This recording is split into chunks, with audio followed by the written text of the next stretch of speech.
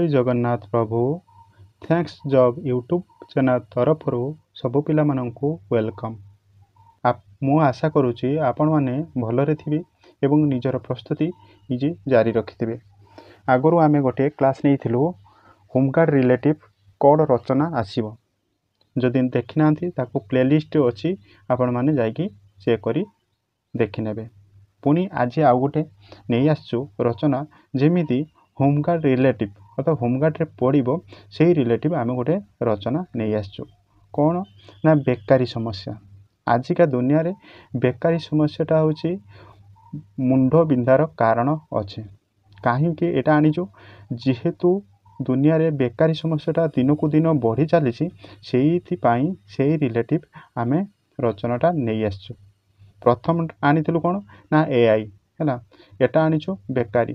କାହିଁକିନା ଆଜିକା ଦୁନିଆରେ ଦେଖ, ମାନେ ବେକାରୀକୁ ନେଇ ବହୁତ ସରକାର ହଉ, ଘର ଲୋକ ହଉ, ସମସ୍ତେ ଚିନ୍ତାରେ ପଡ଼ିଛନ୍ତି। ଆସ ତୁମ ଆଗରେ ମୁଁ ଗୋଟେ ରଚନା ରଖିଛି ବେକାରୀ ସମସ୍ୟା ବିଷୟରେ, ତାହା ଆମେ ପଢ଼ିବା ଏବଂ ବୁଝିବା। ଆସନ୍ତୁ ଦେଖିବା। ନା ଶିଶୁଟି ମାତା ଗର୍ଭରୁ ଜନ୍ମ ହୋଇ ଏନ୍ତୁଡ଼ିଶାଳାରେ କୁଆଁ ରାବ ଦେବା ପରଠାରୁ ପରିବାର ଏବଂ ସମାଜ ତାକୁ ଲାଳନ ପାଳନ କରି ବଡ଼ ମଣିଷ ପରିଣତ କରିଥାଏ। ଅର୍ଥାତ୍ ତୁମେ ଯେତେ ଛୋଟ ପିଲାଟେ ହେଇଥାଉ, ସେତେବେଳେ କୁଆଁ କୁଆଁ ରାବ ଦେଇଥାଉ ଏବଂ ତୁମକୁ ତୁମ ପରିବାର ଏବଂ ସମାଜ ତୁମକୁ ଲାଳନ ପାଳନ କରିଥାଏ। ଏହିପରି ତାହାର ଶେଷ ନିଶ୍ୱାସ ତ୍ୟାଗ ପର୍ଯ୍ୟନ୍ତ ସମାଜ ତାର ଯତ୍ନ ନେଇଥାଏ। ଅର୍ଥାତ୍ ତୁମେ ଯେତେ ପର୍ଯ୍ୟନ୍ତ ବଞ୍ଚିଛ, ସେତେ ପର୍ଯ୍ୟନ୍ତ ଏ ସମାଜ ତୁମକୁ ଯତ୍ନବାନ ତାର ଯତ୍ନ ନେଇଥାଏ।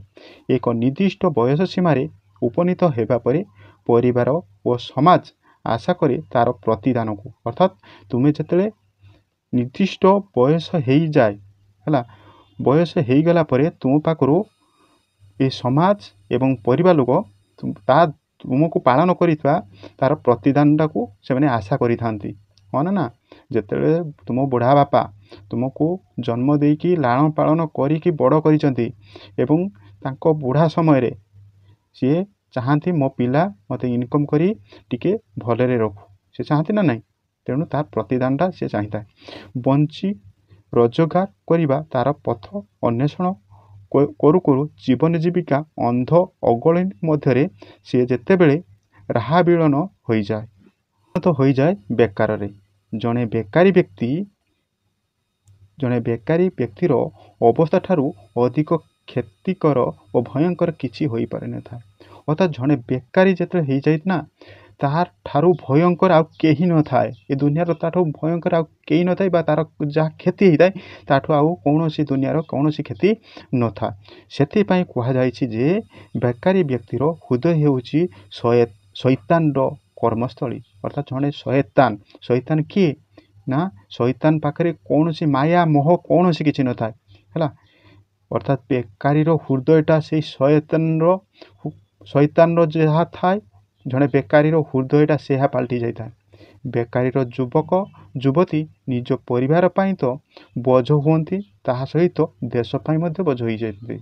ଅର୍ଥାତ୍ ଜଣେ ବେକାରୀ ହେଇଗଲା ହେଲା, ତେଣୁ ସିଏ କେବଳ ଦେଶ ପାଇଁ ନୁହେଁ, ଘର ପାଇଁ ନୁହେଁ, ତେଣୁ ସିଏ ପରିବାର ସହିତ ଦେଶ ପାଇଁ ମଧ୍ୟ ସେ ବେକାର ହେଇଯାଇଥାଏ। ମୂଳୋତ୍ପାଟନ ହିଁ ଦେଶର ପ୍ରଗତି। ଅର୍ଥାତ୍ ଯଦି ବେକାରୀ ସମସ୍ୟା ଏମିତି ରହିବ ନା, ତେଣୁ ଦେଶ ନିମ୍ନଗାମୀ ହିଁ ହେବ। ଆଉ ଯଦି ବେକାରୀ ସମସ୍ୟା ଉତ୍ପନ୍ନ ହେବ, ତେବେ ବେକାରୀ ଦେଶର ପ୍ରଗତି ହେବ। ବେକାରୀ ଭାରତୀୟମାନଙ୍କ ପାଇଁ ସରକାର ବିଭିନ୍ନ ଯୋଜନା ମାଧ୍ୟମରେ ଯୋଗ ଦେବା, ଶିକ୍ଷା ବ୍ୟବସ୍ଥାରେ ପରିବର୍ତ୍ତନ ଅଣାଯାଇ ଧନ୍ଦାମୂଳକ ଶିକ୍ଷାକୁ ଅଧିକ ଗୁରୁତ୍ୱପୂର୍ଣ୍ଣ ଦିଆଯାଉଛି। ହଁ ନା? ବର୍ତ୍ତମାନ ପ୍ରତ୍ୟେକ କ୍ଷେତ୍ରରେ କ'ଣ ଦିଆଯାଉଛି ନା ଧନ୍ଦାମୂଳକ ସ୍କିଲ୍ ଇଣ୍ଡିଆ, ଧନ୍ଦାମୂଳକ ଶିକ୍ଷା ଦିଆଯାଉଛି। କ୍ଷୁଦ୍ର ଶିଳ୍ପ ତଥା କୁଟୀର ଶିଳ୍ପ ଉପରେ ଅଧିକ ଗୁରୁତ୍ୱପୂର୍ଣ୍ଣ ଦିଆଯାଉଛି। ମାନବ ସମ୍ବଳର ଉପଯୁକ୍ତ ବିନିଯୋଗ ନିମନ୍ତେ ପ୍ରୟାସ କରାଯାଉଛି ହେଲା। ଗ୍ରାମୀଣ ମହିଳାମାନଙ୍କୁ କର୍ମସଂସ୍ଥାପନ ଯୋଗାଇ ଦେବା ନିମନ୍ତେ ରାଜ୍ୟ ସରକାର ବିଭିନ୍ନ ଯୋଜନାରେ କାର୍ଯ୍ୟ କରୁଛନ୍ତି। ବିଭିନ୍ନ SST ଗ୍ରୁପ୍ ମାଧ୍ୟମରେ ସେମାନଙ୍କ ପାଇଁ ଆତ୍ମନିଯୁକ୍ତିର ସମସ୍ତ ସୁବିଧା ସୃଷ୍ଟି କରାଯାଉଛି। ହଁ ନା? ତେଣୁ ସରକାର ମଧ୍ୟ ଚାହୁଁଛି ମହିଳାମାନଙ୍କୁ ମଧ୍ୟ ବେକାରୀ ସମସ୍ୟା ଦୂର କରିବା ପାଇଁ। ତେଣୁ SST ଗ୍ରୁପ୍ ମାନଙ୍କୁ କ'ଣ ଦେଉଛି ନା, लोन दौर कम सुधरे ऋण दौर एवं ऋण देला से कहूँ तुम्हें किसी ना कि बिजनेस कर ना शिक्षित हो केवल सरकार चाकरी पछरे गड़ाई जदि आमे जदि शिक्षित हो केवल चाकरी पछरे गड़िबा आमे गोटे माइंड धरि नवा केवल चाकरी आम लाइफ रो गोटे ही रास्ता ताहा नुहे ताहा जदि तुम चाहिबो गोटे पोस्ट वाला 1000 जन पकिले 10टी पोस्ट वाला 10,000 पकिले कौन 10,000 चाकरी पाइबे तेणु सेठी आमे जे भाबी नबा केवल सरकारी चाकरी आम जीवन रो चलला रास्ता को सुपथ कर ताहा नुहे ता छड़ा भी आमको कृषि शिल्प आदि विभिन्न क्षेत्र में निजुक्ति हो बेकारी समस्या को मुक्त कर जदि आमे समस्ते निजको निज मोटिवेट होबा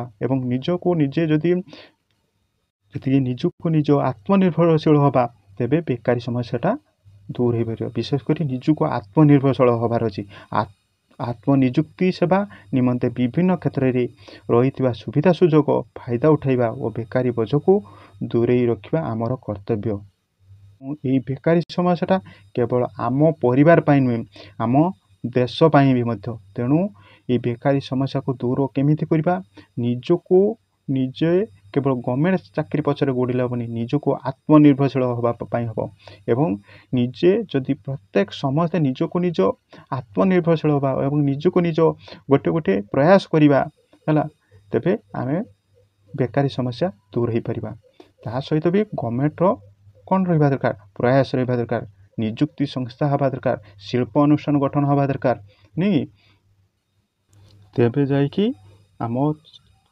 बेकारी समस्याटा ये समाज रु दूर हो पार है केवल जे चाकरी आम जीवन पथ को सुपथ करदेव ता नुहे कहीं जदि समस्ते चाकरी कर चाष कर किए कंपानी खटब कहीं किए खटब तुम्हें पोशाक गोटे पिंधुच से पोशाक आसब क्योंठू तुम चप्पलटे पिंधुच से पोशाक आसब काड़ू तुम्हें तो चाकरी कर ना तेणु समस्ते समस्त को निजको प्रयास करार अच्छी आज कहीं चीन कहीं एक नंबर अच्छे अमेरिका एक नंबर अच्छी कहीं चीन रो पिला माने पाठ पढ़ा सहित निज निज क्षुद्र क्षुद्र शिल्प गठन कर काम करने सहित निजे निजे काम पाठ पढ़ुं एवं निज काम करुँच माइंड रे गोटे अच्छी आम इनकम करूँ ता सहित भी पाठ पढ़ू है